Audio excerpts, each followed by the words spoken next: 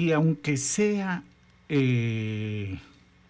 Semana Santa, hay información muy interesante que hay que tomar mucho en cuenta porque fíjese que hay información de la cual no nos podemos olvidar, pero absolutamente para nada.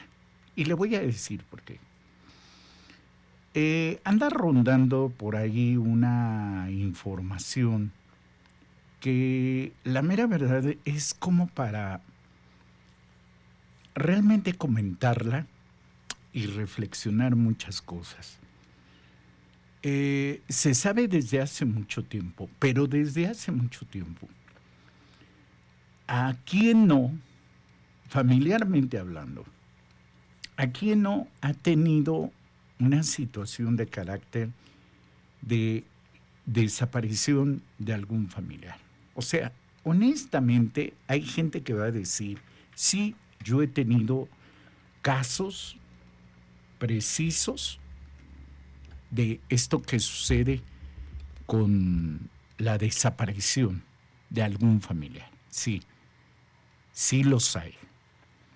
Por lo menos hemos escuchado de algún vecino, algún familiar, de alguien que alguna vez en la vida hayamos pasado por este tipo de situaciones. Sí, sí existe. El fenómeno sí existe. Esto no es de apenas. Esto viene desde hace mucho tiempo. ¿Por qué lo digo? Porque desde hace algunos días se ha hablado con relación a un tema, con relación a los desaparecidos. Y esto porque hay una situación de la periodista Carmen Aristegui, en donde habla con relación a este caso, el de los desaparecidos. Y Carmen Aristegui habló concerniente a un tema que está súper trillado desde hace mucho tiempo y no es de apenas. Este tema viene desde el presidente Andrés Manuel López Obrador. Si usted no se acuerda, bueno, yo le recuerdo cuándo fue, cómo fue. Esto fue hace mucho tiempo. ¿Qué fue lo que dijo? Bueno, ¿qué fue lo que dijo? Esto fue lo que dijo. Eso sí. De estos niños, por ejemplo, son 14 menores que desaparecen al día. 2 de cada 3 son mujeres. Que estamos trabajando todo el tiempo. Todo el tiempo estamos trabajando para garantizar la paz.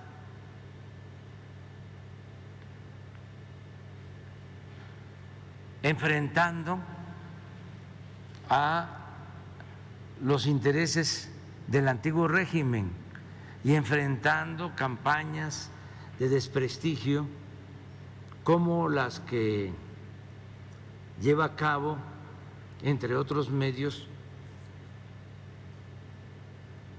el que conduce Carmen Aristegui. Bueno, esto lo dijo en el año 2022 el presidente Andrés Manuel López Obrador. Él mismo inclusive decía, benditas redes, ¿no? Bueno, hablaba del tema de los desaparecidos. ¿Por qué? Recientemente hay una nota donde habla precisamente Carmen Aristegui de esta situación. Bueno, ¿qué fue lo que dijo Carmen Aristegui? Bueno, lo dijo en su programa con relación a lo que está pasando con los desaparecidos de este tema que no es de apenas. No, esto no es de apenas. Y bueno, Carmen Aristegui, esto fue lo que dijo. Si uno no está en la situación de una madre o de un padre o de un hermano o de un esposo o de un amigo de una persona desaparecida, tendríamos que imaginarlo. Tenemos que ponernos en esos zapatos de esas miles y miles de familias que hoy no tienen a alguien en casa. Estamos hablando de un fenómeno demasiado extendido, escandaloso, monstruoso por sus dimensiones, que tiene que ser enfrentado de otra manera. Al momento en que estamos, el Estado mexicano no ha sido capaz de resolver algo que se ha ido incrementando a lo largo de los años. Y no solo no ha sido capaz, sino aquí se está planteando por parte de especialistas que no se les ocurrió de un día para otro este informe, que llevan años en visitas a México, en informes que han sido presentados a lo largo de ya varios años para llegar a esta conclusión. Y la conclusión es que en México se cometen crímenes de lesa humanidad, que en el Estado mexicano hay elementos que participan en desapariciones forzadas en México, que hay una conducta continuada, que hay una situación urgente, es otra palabra aquí en el informe, urgente de ser resuelta. Y por eso está ya activado el artículo 34. Y por eso ya este comité de expertos de talla internacional que han dedicado parte de sus vidas al caso México y lo han estudiado de una manera impresionante, han llegado a la conclusión de que le piden al secretario general de la ONU, Antonio Guterres, que le haga llegar a la Asamblea General de la ONU, que es la asamblea más importante del planeta, el caso mexicano. Si uno no está... Fíjese nada más que en todo esto, yo le voy a decir algo, hay que tener mucho cuidado de lo que a veces se dice en los medios de comunicación. Mire, yo no sé realmente cuál a veces sea el verdadero propósito, pero vamos a irlo detallando un poquito. Yo creo que este es un tema muy serio, demasiado serio. Y le quiero comentar que mucha gente, en una primera instancia, es cierto. ¿Cuánta gente no ha pasado por esto de tener algún familiar que algún día ha desaparecido? ¿Cuántas veces no hemos visto la cara de personas que están buscando algún familiar, a alguien que salió repentinamente, no sé, salió a la tienda, salió aquí cerca a un negocio y da la casualidad que no se encontró a nadie? No sabemos realmente ahí qué fue lo que pasó. ¿Quién fue la persona que le dijo un día, voy aquí cerca, voy a comprar esto, y de pronto no aparece?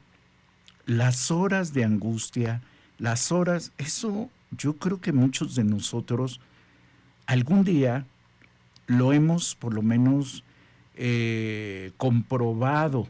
Cuando a veces un hijo dice, ¿a qué horas vas a llegar? A la 1:00, dan la 1:05, y ya tenemos aquí un poco de la angustia, ¿no?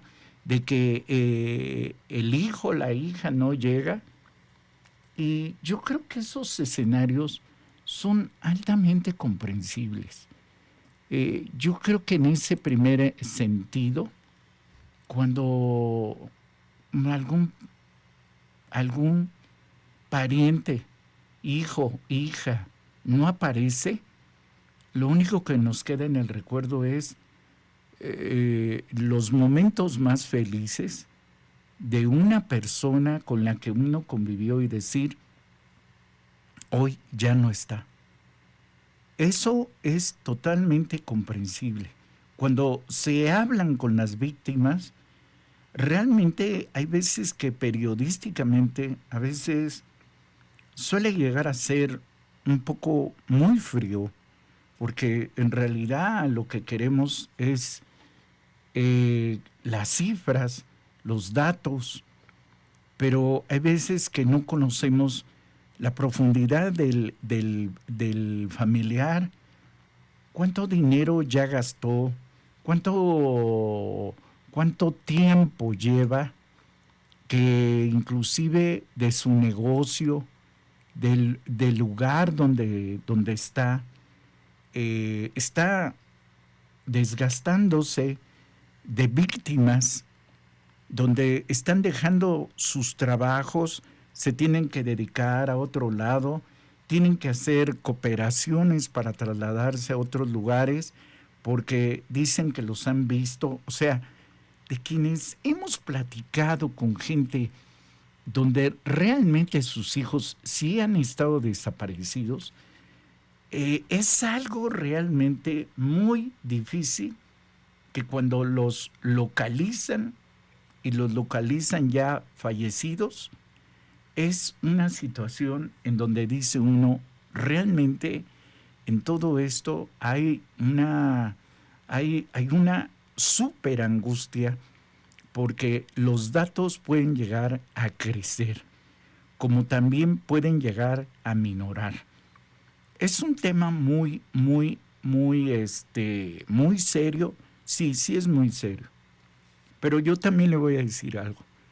Yo creo que en el caso de Carmen Aristegui, decir que las personas, que el gobierno, y no nada más el gobierno de Claudia Sheinbaum, ni tampoco el gobierno de Andrés Manuel López Obrador, también en el gobierno de Enrique Peña Nieto, y en donde más se intensificó las desapariciones, en las de Felipe Calderón, creo que por lo menos en los últimos 7, 8 años, hemos visto que ha habido una intensificación, pero que desgraciadamente empieza a salir un dato un poco más real de las cosas que están sucediendo. Es decir, los rostros, las caras de las personas, es decir, de niñas, de niños, de jóvenes, de jovencitas, que algún día les conocimos como vecinos, vecinas, alumnas de alguna escuela, conocidos de trabajo. Es decir, es un tema muy serio. Pero decir que el gobierno no ha hecho nada, y digo gobierno completo, es algo un poco desmedido de cómo se habla. Y cuando se habla de esta nota, el periódico Reforma saca en una publicación en donde habla y dice que advierte crímenes de lesa humanidad. Es decir, acusan, fíjese cómo lo dice, acusan complicidad de autoridades en desapariciones. Existen indicios bien fundados de que las desapariciones forzadas se han perpetrado y se siguen cometiéndose en México como crímenes de lesa humanidad mediante ataques generalizados o sistemáticos en distintos lugares y momentos dirigidos contra la población civil con la complicidad y dice aquí, aquiescencia de autoridades en los ámbitos federal, estatal y municipal, advirtió en grupo de expertos de las Naciones Unidas. Para algunos comentócratas, según se habla que por primera vez en la historia la ONU ha activado su máxima alarma internacional por desapariciones forzadas. Y no fue contra una dictadura militar, no fue contra un régimen totalitario, fue contra México. 132,000 personas desaparecidas, 72,000 cuerpos en morgues sin nombre, 5,000 fosas clandestinas, es decir, el 0.56% de condenas, un país que rompió todos los récords que nadie quiere romper. Lo que no se dice es que este número es desde 1952 hasta la fecha. Esto es lo que no se habla. Esto es de lo que no se dice. No lo digo yo. No lo digo yo. Esto viene en un informe que la misma presidenta Claudia Sheinbaum lo dijo en un reporte. 132,534 personas continúan con estatus de desaparecidas, informó el gobierno de Claudia Sheinbaum. Vamos a ver en un pequeño video lo que se dijo en la mañanera en un reporte del encargado de la Comisión de Personas pues desaparecidas, ¿no? Vamos a ver lo que dijo. No localizadas de la Comisión Nacional de Búsqueda se han registrado un total de 394,645 casos. Aunque su creación es de 2018, el registro incluye casos de 1952 a la fecha. De ese universo, el 66%, 262,111 personas, ya han sido localizadas, y de ellas, 92%, 240,211, fueron encontradas con vida. Del total de personas localizadas, 96% no fue víctima de algún delito. De las 132,534 personas que continúan con estatus de no localizadas y desaparecidas, 2,356 corresponden a hechos que ocurrieron entre 1952 y 2005. Estas desapariciones, como ya señaló anteriormente el subsecretario Arturo Medina, en su mayoría tienen que ver con el periodo de represión por parte del Estado. La búsqueda es acompañada por colectivos de víctimas de este periodo, familiares y sobrevivientes, como el Comité del 68, Eureka, FEDEFAM y muchos otros con quienes además tenemos reuniones periódicas. Por otro lado, de 2006 a la fecha, hay 130,178 registros de personas que continúan con estatus de desaparecidas. De este total, y derivado del análisis que se ha llevado a cabo durante los últimos meses, diferenciamos 3 distintos grupos. El primer grupo de registros en la plataforma corresponde a 46,742, el 36% del total, que no tienen datos completos. Por ejemplo, no cuentan con nombre, sexo, fecha de nacimiento, contexto de la desaparición, fecha o lugar de los hechos, lo que imposibilita la búsqueda. Aún así, se mantienen en el registro.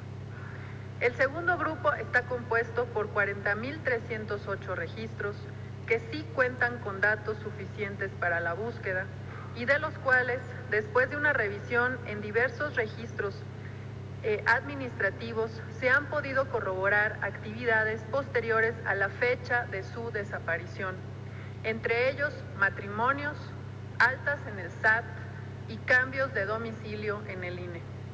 El tercer grupo, de 43,128 casos, el 33% del total, corresponde a registros con datos completos, pero que hasta el momento, y después de una búsqueda exhaustiva en registros administrativos, no se han encontrado aún coincidencias ni actividad posterior a la fecha del reporte de desaparición.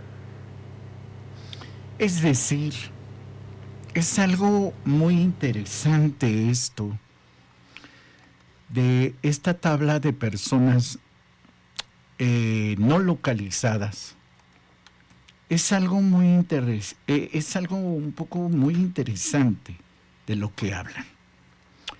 Porque fíjese que el gobierno, es decir, personas no, fíjese cómo lo dice, no localizadas.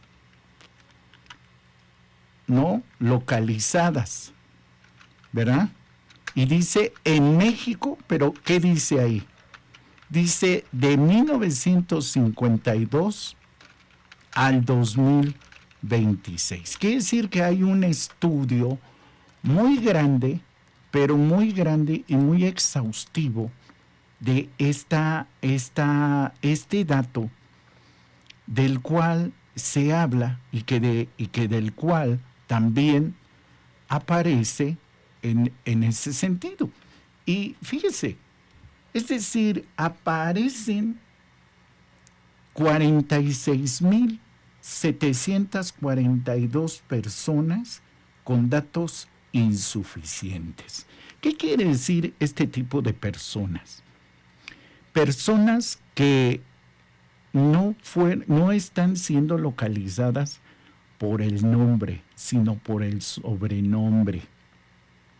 El Chivo, el Lupe, Lupita, no sé, Margarita, pero no se sabe su apellido.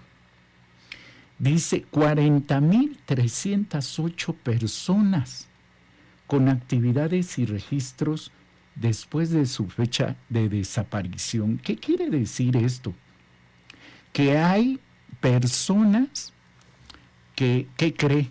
Se salieron de su casa y se cambiaron el nombre. Y ojo, es decir, se salieron porque no estaban de acuerdo con mamá, con papá, o que vivían con el tío, con la abuelita, y se fueron con alguien y se fueron a hacer vida a otro lado. ¿Por qué? Porque ya se dieron cuenta que hay personas con ese mismo nombre, con ese mismo apellido, con esos mismos datos, que ya reciben apoyo del bienestar. Y hay otra cosa que está sucediendo. Hay registros después de la pandemia y durante la pandemia donde hubo gente que rellenó formularios con las mismas características, con los mismos nombres. Y hay otros por diferentes nombres, pero que tienen las características faciales, de cuerpo, de edad o de fecha de nacimiento. Probable puede ser homonimia, pero la comisionada dijo que es por eso que en la investigación están haciendo que les hablen por teléfono, una vez ya localizados, con la nueva identidad o con la misma identidad, verifiquen que hayan sido verdaderamente esas las personas y se den por localizados. Hay personas que en realidad sí están desaparecidas y que no las han encontrado, 43,128. Lo que a Carmen Aristegui se le olvida y que a veces es lo que a veces decimos, que hay más bien propósitos de propaganda contra gobiernos, es que en ese sentido hay gente que ha fallecido en desastres y que no van a encontrar ni el cuerpo ni la identidad. ¿Por qué? Pudo haber fallecido exacto, que se cayó un monte, que desapareció en un río, en una inundación, en un terremoto, que es muy poca la probabilidad, pero que también otra es que mucha gente ha desaparecido, más bien no desaparece. Se han ido muchos a Estados Unidos y no me van a dejar mentir que mucha gente deja, o sea, en Estados Unidos se cambian los nombres. Digo, esto no es de apenas. ¿Recuerda usted el ataque a las Torres Gemelas? ¿Se acuerda usted de eso? Bueno, ¿cuánta gente mexicana con Vicente Fox, cuando fue extraditada en los Estados Unidos, fue difícil localizarla porque no tenían su nombre real? Allá se llamaban Peter James, Peter Joe, Jacob, X y Y, pero en México tenían un nombre. ¿Cómo se sabía? Era muy difícil. Mucha gente ha sido asesinada en Estados Unidos y nunca se ha sabido de estas personas. Pero también nunca los municipios han dado reportes de cuándo sus pobladores se van a los Estados Unidos, ¿verdad? Y entonces muchos inclusive están como desaparecidos en México y desaparecidos en los Estados Unidos. Como estos, también hay personas que efectivamente muchos están desaparecidos, y hay que decir la verdad, mucha gente está desaparecida porque está siendo contratada por grupos criminales. Digo, no lo digo yo, ¿sí? Y ese porcentaje, muy poco, digo, apenas lo vimos. Y no me va a dejar mentir. Ahí está un ejemplo. ¿Se acuerda usted de Ceci Flores? Encontró a su hijo y Ceci Flores dijo en el 2025, mi hijo tomó la decisión de servir a un grupo criminal. Tráigamelo de vuelta a casa y yo mismo lo entrego. ¿Se acuerda? Esto lo dijo el 17 de marzo del 2025.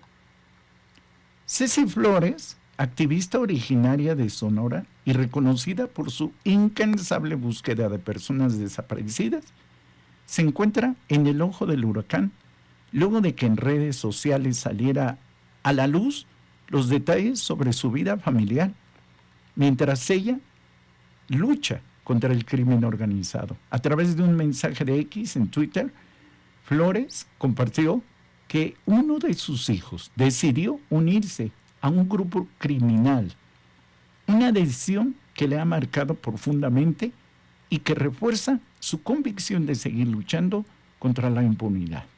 En la publicación, la activista sonorense denunció que está siendo víctima de una campaña de desprestigio en la que ha difundido fotografías de sus hijos portando armas con el fin de desacreditarla.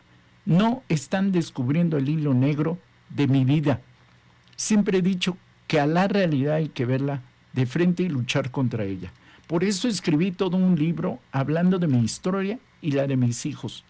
Ahí cuento cómo uno de ellos tomó la decisión de servir a un grupo criminal y cómo el otro era un ingeniero que dejó una casa vacía con sus hijas esperándolo en la puerta. Flores enfatizó que independientemente de lo que sus hijos decidieron hacer con su vida, nadie merece ser desaparecido o asesinado. Si alguien cometió un delito, debería de estar preso, no muerto o desaparecido. Fíjese nada más. La madre buscadora lanzó una propuesta clara, contundente. Les propongo algo, tráiganmelo de vuelta a casa y yo misma lo entrego a las autoridades. Fíjense nada más. Imagínense que son muy pocos los casos, que ya lo dijo la comisionada de personas desaparecidas. O sea, nada más imagínense entonces, en nuestro México realmente, ¿cuánta gente hay con estos indicios de violencia intrafamiliar, ¿no? Y el mapa nos dice realmente, fuimos al mapa de personas desaparecidas y no localizadas, y oiga usted, el mapa nos dice aquí, dice, el periodo es del 31 de diciembre de 1952 al 3 de abril del 2026, al día de hoy que estamos haciendo este video. Y hay algo que merece una situación, y es que en aparece realmente esta tabla que ahorita estábamos en sobreposición, y realmente aquí inclusive nos habla que muchas de ellas realmente nos dice, inclusive en la mayoría han sido hombres y en algunas rebasa de mujeres, como en el caso aquí que nos habla sobre todo de Jalisco, ¿sí? De Jalisco y de Michoacán. Es algo muy interesante. Cuando le damos aquí a Jalisco, nos dice que de hombres han desaparecido 19,769 hombres contra 5,798 mujeres. Es algo muy interesante. Y del Estado de México, 31,793 contra 33,501. Por ejemplo, de los puntos más altos en porcentaje. Hay algo muy interesante que se ve, que en las personas desaparecidas, no localizadas, nos dice que los de gris son los que están en el universo de desaparecidos. Pero hay algo muy interesante, en los no localizados son los de naranja, ¿verdad? Y nos dicen los estados de la República Mexicana. Pero quienes más aparecen son los que están localizados con vida. ¿Qué quiere decir? Los que están localizados con vida y que muchos han cambiado inclusive su lugar de residencia. Es decir, mamá y papá los andan buscando todavía, pero o han cambiado de nombre o ya no quieren regresar a casa de donde fueron denunciados. Esto es algo realmente en donde Carmen Aristegui, yo creo que es lo que debemos de ver, que debemos de investigar bien lo que decimos. O estamos hablando que esto más bien es un golpeteo político. Digo, porque si es un golpeteo político, pues es obvio que se está dando por default, por lo que decía el expresidente Andrés Manuel López Obrador. Pero hay algo muy interesante. Hay un documento precisamente de Naciones Unidas, donde como tal el documento nos habla de una serie de situaciones. Este documento de Naciones Unidas, ¿qué es realmente este documento? Es un documento de vigilancia que ha hecho de Naciones Unidas, que ha sido desde hace mucho tiempo, no de apenas. Este documento nos habla con relación en que ellos han hecho este informe del grupo de trabajo aquí ya lo tenemos, el informe de trabajo, informe del grupo de trabajo sobre las desapariciones forzadas o involuntarias. Bueno, este informe de Naciones Unidas que yo le estoy mostrando acá, que es el informe como tal, hay una serie de situaciones que, ¿qué cree? No le creo a Carmen Aristegui. Y le voy a decir por qué. Primeramente, el gobierno de México sacó un boletín de rechazo a este informe del Comité de Desapariciones Forzadas. Y le voy a leer con fecha del 2 de abril. Dice, México rechaza el informe del comité por ser tendencioso y no tomar en cuenta las observaciones, análisis y actualizaciones presentadas por el Gobierno de México, las cuales demuestran que los argumentos no coinciden ni con la definición de desaparición forzada del propio comité, ni los avances institucionales logrados desde 2019 y en particular desde 2025. El procedimiento de la convención fue diseñado para casos en que las desapariciones forzadas son sometidas de manera generalizada y sistemática por agentes del Estado y en que las autoridades se niegan a actuar y cooperar. Dicho marco no corresponde a la realidad de México actual, que ha emprendido una transformación estructural en la materia. Y si bien el informe se refiere principalmente a hechos ocurridos en el periodo del 2009 al 2017 de la administración de Felipe Calderón y Enrique Peña Nieto, y se circunscriben a 4 estados, la decisión del comité es parcial y sesgada y omite considerar los esfuerzos institucionales presentados del pasado 27 de marzo, y lamentamos que haya rechazado estudiar la información actualizada proporcionada por el Estado mexicano antes de publicar su resolución. El propio comité reconoce en los párrafos 117 y 118 de su decisión que no existen indicios fundados de una política federal para cometer ataques generalizados o sistemáticos contra la población civil por acción u omisión, y dichos señalamientos reflejan la situación actual del país, diferente a la de periodos anteriores. Y es de resaltar la falta de rigor jurídico en la argumentación del Comité de Desaparecidos, así como la ligereza de sus premisas. Es decir, este rechazo que habla y del compromiso que México está abierto a la cooperación, es decir, este documento de Naciones Unidas, fíjese que nos lo pusimos a leer y a mí siempre me ha gustado hablar con vamos a decir, con los argumentos, ¿no? Porque hay veces que por eso hacemos estos reportajes de periodismo, porque en el periodismo es investigación.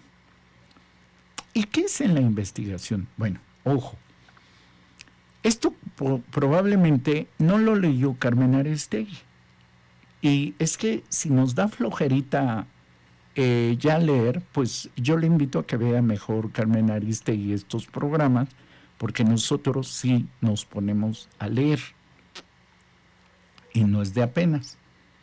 En la página 21 de este mismo documento, y en el inciso,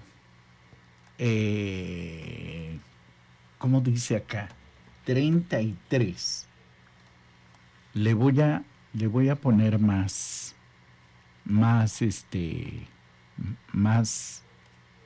zoom, y fíjese que dice algo muy interesante. Bueno, ¿Qué dice? El grupo de trabajo, el de Naciones Unidas, ha recibido información extensa, inconsistente, sobre el temor que desanima a las víctimas a denunciar o insistir en las investigaciones sobre desapariciones forzadas.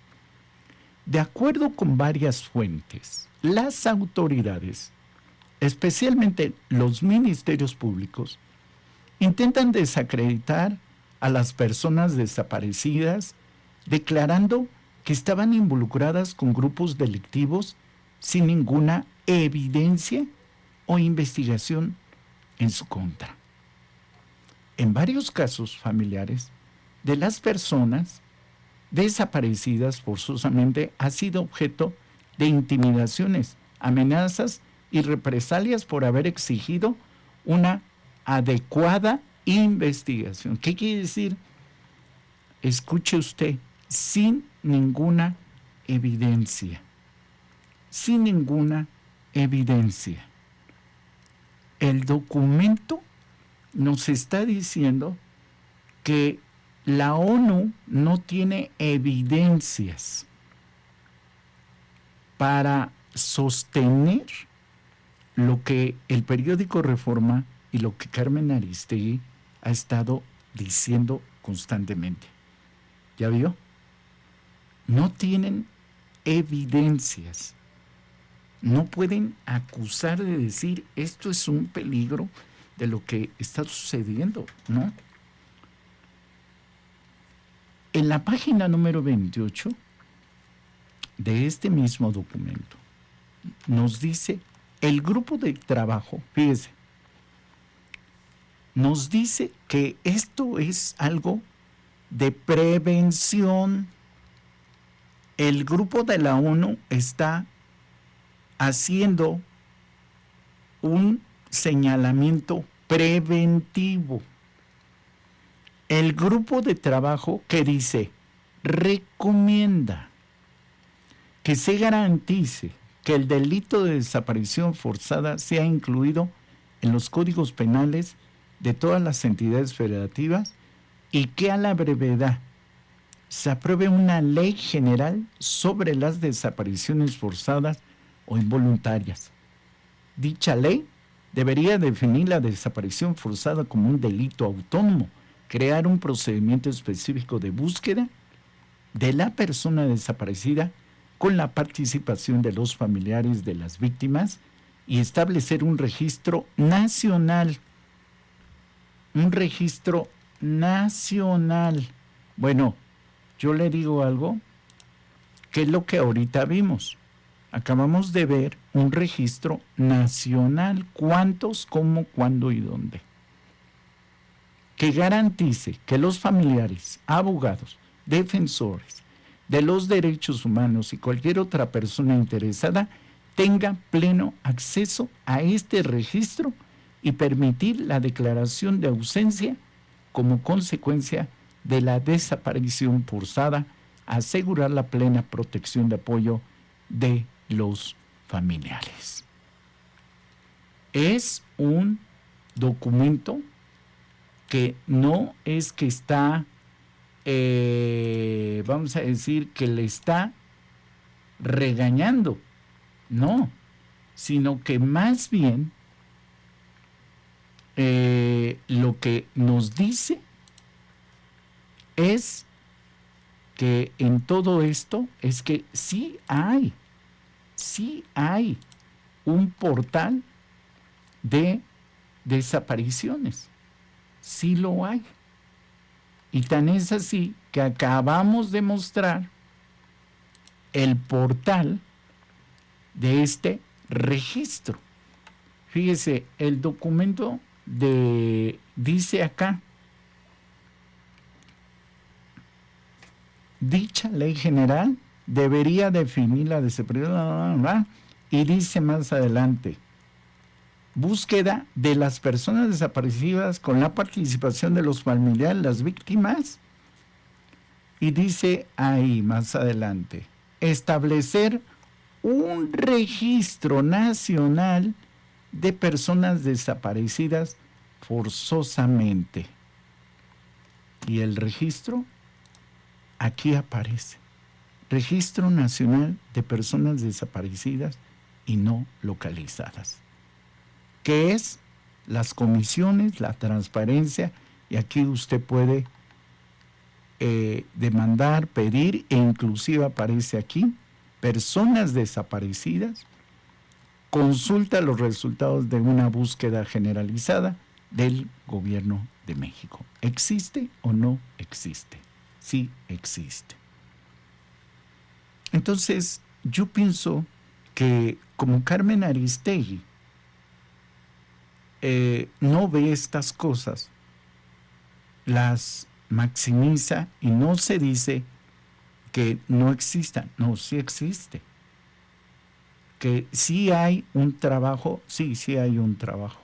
Sí hay un trabajo que está haciendo el gobierno.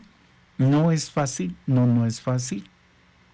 Y el mismo reporte lo acabamos de decir. Esto se intensificó más desde Felipe Calderón a la fecha. Por lo menos es lo que sabe y es de lo que mucha gente hoy estamos hablando, y por eso lo trajimos aquí a Pensemos en México, porque sí es algo de una seriedad de que se debe de tomar. ¿Que falta? Sí falta. Sí falta porque va a haber mucha gente que sí quiera saber realmente, y digo, podríamos poner todo el video completo de lo que dijo la presidenta Claudia Sheinbaum, pero yo creo que se va a intensificar más, y ojo, yo creo que van a salir muchas sorpresas, porque no solamente van a salir personas desaparecidas, personas que mintieron de su identidad, personas que no son mexicanas, personas que estuvieron en la corrupción de sexenios pasados y que tuvieron actas de nacimiento falsas, INEs falsos, que venían de Honduras, de Ecuador, de El Salvador, y los hicieron mexicanos de la noche a la mañana para tener, sobre todo, votos seguros hacia un partido en especial de sexenios pasados. ¿Mucha vigilancia? Sí, mucha vigilancia. Pero al final yo creo que de esto va a salir la verdad. Y hay un subtema ahí más interesante, que desgraciadamente, y por lo de la señora Cecilia Flores, en donde habla hoy diciendo que casi era responsabilidad del gobierno atraparlo y meterlo a la cárcel, pero que no muriera. Y la pregunta es, ¿y dónde estaban los padres? ¿Y dónde estaban los padres? Hablo de este 30% del que habla en el reporte, de que precisamente se desaparecieron porque muchos se fueron a grupos criminales y otros salieron de casa por violencia intrafamiliar. ¿Dónde estaban los padres?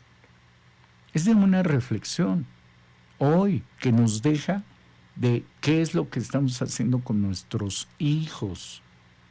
¿Dónde empieza la educación en México? ¿Por qué le hemos dejado a la iglesia, a la escuela, a quien usted quiera, la educación, cuando la formación de la educación y de los valores actuales, políticos, económicos, sociales, son desde casa? Son desde casa. Y es para hacer una autocrítica de lo que nos han dejado otros sexenios y de lo que hoy tenemos que hacer nosotros, ¿verdad? Y por eso es muy importante de que este tema se hable con mucha seriedad, porque yo creo que Carmen Aristegui se le ha olvidado ya ese tema. Si a usted le gustó este contenido, comparta, para que siempre usted pueda saber de los temas que realmente son de interés nacional. Yo espero que le haya gustado y que sea esto totalmente educativo. Nos vemos en la próxima de Pensemos en México. Hasta la próxima.